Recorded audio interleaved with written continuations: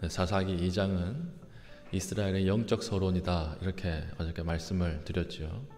사사시대가 왜 이렇게 전체적으로 패역하고 하나님을 떠난 시대가 되었는가라고 하는 영적인 서론의 측면이 오늘 사사기 2장에 어제 이어서 계속 쭉 이렇게 나오는 것입니다. 오늘 보니까 강조되는 것이 뭐지요? 여호와의 목전에서 악을 행했다, 이 말이 강조되고 있습니다. 여호와의 목전에서 악을 행했다라고 하는 말이 무슨 뜻일까요? 쉽게 이야기하면 하나님의 눈을 쳐다보면서 죄를 지었다는 거예요. 그러니까 이 도둑질을 하는데 이 심판하는 재판장은 눈을 딱 쳐다보면서 얼굴을 보면서 도둑질을 하는 거예요. 그러니까 이게 참 기가 차는 거죠. 그러니까 그 패역한 백성들이 하는 행동 중에 가장 최상급의 표현이 여호와의 목전에 악을 행했다, 이 뜻입니다. 하나님 진노하시는 거죠. 그리고 또 강조되는 말이, 반복되는 말이 뭐가 있습니까? 여호와를 버렸다, 이렇게 되어 있죠. 여호와를 버렸다. 근데 우리 한번 상식적으로 생각을 해 보십시오. 이스라엘 민족들이 어떤 민족입니까? 바다를 마른 땅처럼 건넜던 민족이고, 그리고 매일 아침 만나라고 하는 기적을 경험했던 그런 민족이고요. 구름 기둥과 불 기둥을 경험한 민족입니다. 오늘날 우리 구름 기둥을 볼 수 있나요?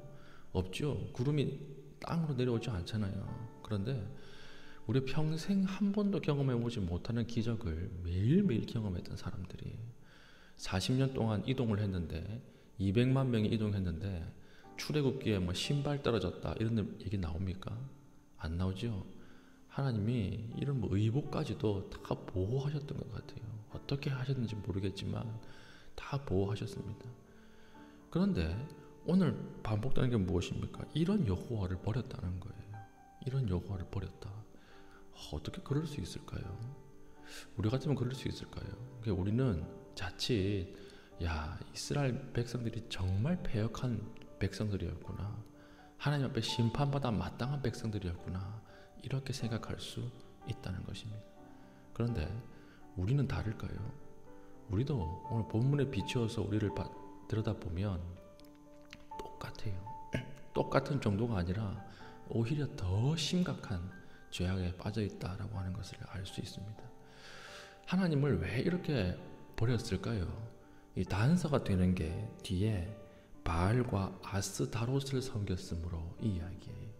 우리가 이 바알과 아스다롯을 섬겼다라고 하는 말을 통해서 우리가 조금 유추할 수 있습니다. 바알과 아스다롯이라고 하는 것은 성경에 나오는 바알과 아세라 신입니다. 바알과 아세라 신은 무엇을 관장하는 신일까요? 농경과 풍요를 관장하는 신이에요. 그러니까 지금 출애굽기에서 이스라엘이 애굽을 떠날 때 그들의 문명은 청동기였거든요. 청동기 시대였어요. 들어가는 가나안 땅은 이미 철기 문화가 시작되고 있었습니다. 그러니까 이 새로운 문명이 얼마나 대단해 보였겠습니까? 이 완전히 뭐 신세계지요. 청동기 문명에 사는 사람들이 철기 문명을 봤으니까. 그러니까 이들이 철로 농기구를 만들어서 농사를 짓는데 지금 이스라엘 민족들은 유목민이잖아요. 오늘 먹었다고 해서 내일 먹는다는 보장이 없는 사람들이에요. 하나님이 인도하시는 대로 푸른 초장으로 인도하면 그날 먹는 것이고, 푸른 초장으로 인도하지 못하면 그날 굶는 거예요. 근데 철기 문명의 히타이트 민족들은, 가나안 민족들은 농사를 지어가지고 이 배불리 먹고 사는 것입니다. 그러니까 거기에 눈이 획 돌아버린 거예요. 그들이 섬기는 신이 누군지 보니까 바알과 아스다롯. 바알이라고 하는 신은 비를 관장하는 신입니다. 비를 내리게 하는 신. 아스다롯은 대지의 신이에요. 땅의 여신이에요. 그러니까 바알은 비를 내리는 남신, 아스다롯은 대지를 주관하는 여신. 그러니까 이 둘이 만나서 성적 결합을 하면 바알의 이런 생명의 씨앗이 땅에 떨어지는데 이게 이제 아스다롯의 자궁이라고 생각한 거예요. 그래서 바알의 생명의 물줄기가 비로 내려서 땅에 딱 떨어지면 거기서 뭐가 나오는 것입니까? 열매가 나오고 곡식이 나오는 것입니다. 그럼 열매가 나오고 곡식이 많이 나기 위해서는 어떻게 해야 될까요? 남신과 여신이 자주 만나서 성적 결합을 해야 돼요.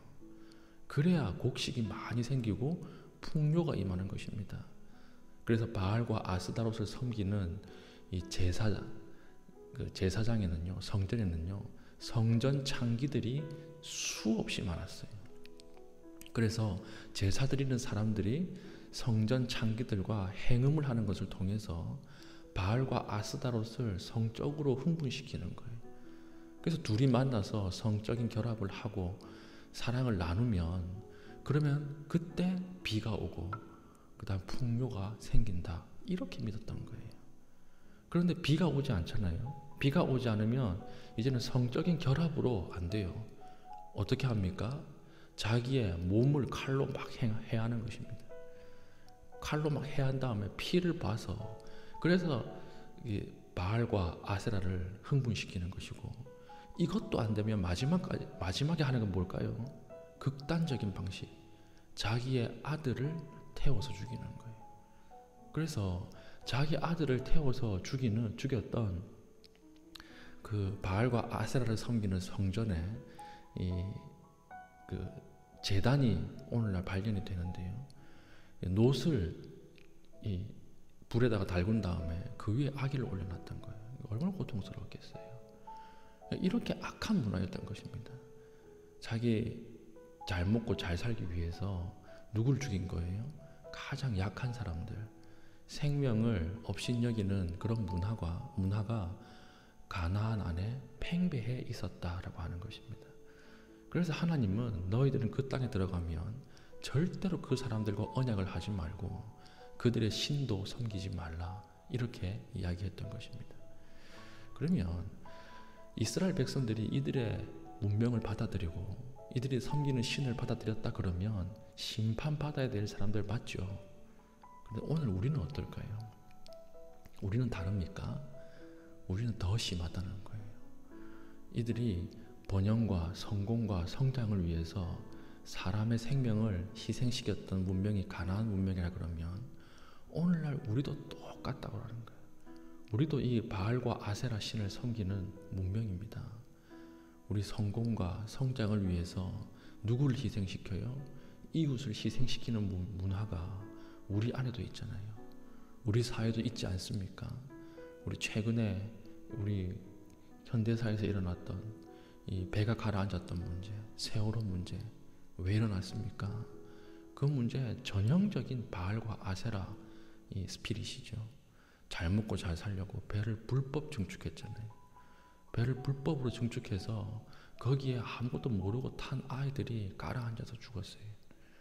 최근에 또 계속 터지고 있는 화재 사건, 물류창고 화재 사건, 분명히 이거 내열, 단열재, 불에 안 붙는 소재로 만들어야 되는데 그 돈 아끼겠다고 아주 잘 타는 스티로폴 안에 넣어가지고 불이 붙으면 거기서 다 타서 죽는 거예요.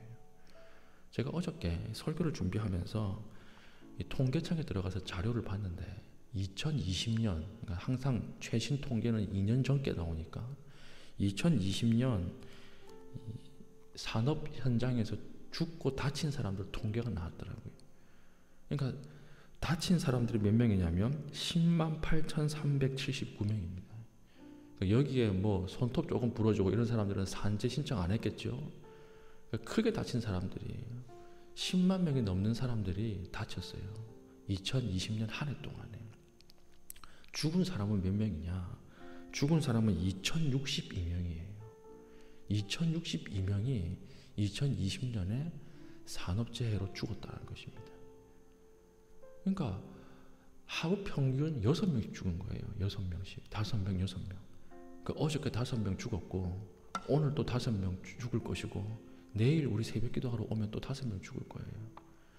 이런 사회가 지금 됐습니다. 그러니까 왜 죽지요?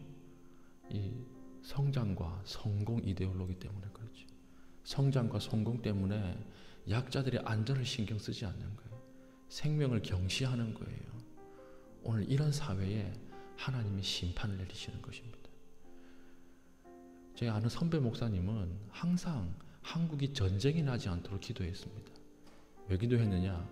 이제는 한국의 사회와 문화가 하나님의 심판의 바로 앞에 있다라고 생각하시더라고요. 저도 오늘 본문을 보면서 간담이 서늘해짐을 느낍니다. 오늘 이 사회의 문화가 하나님이 심판하시기에 심판을 코앞에 둔 사회가 아닌가라고 하는 것이죠. 우리가 오늘 우리 사회의 문제가 정확하게 봐야 합니다. 우리 성공과 성장, 이것을 위해서 약자들을 희생시키는 사회, 그 사회를 하나님이 그냥 넘어가신 적이 없어요. 하나님께서 심판하지 않으신 적이 없습니다. 우리가 우리의 개인적인 기도의 제목을 가지고도 기도해야 되겠지만, 우리 민족과 우리 민족의 죄악을 위해서도 우리 새벽기도 나온 사람들이 같이 기도해야 되는 것이죠. 그런데 여기에 은혜가 또 하나 나와요. 항상 하나님의 심판과 은혜는 같이 오지요. 은혜는 무엇입니까? 사사를 세우사, 이 말이에요. 사사를 세우사. 사사를 세워서 사사가 사는 날 동안에는 하나님께서 백성과 함께 하셨다는 거예요. 사사와 함께 하셨으니까 그 백성과 함께 하신 거지요. 근데 사사가 죽은 다음에는 더 타락한 거예요. 근데 하나님이 사사를 한 번 세우는 것으로 끝내지 않고 계속해서 반복해서 사사를 세우십니다. 이 말은 무슨 말일까요? 이 말은 돌이키면 용서하겠다는 거예요. 돌이키면 용서하겠다.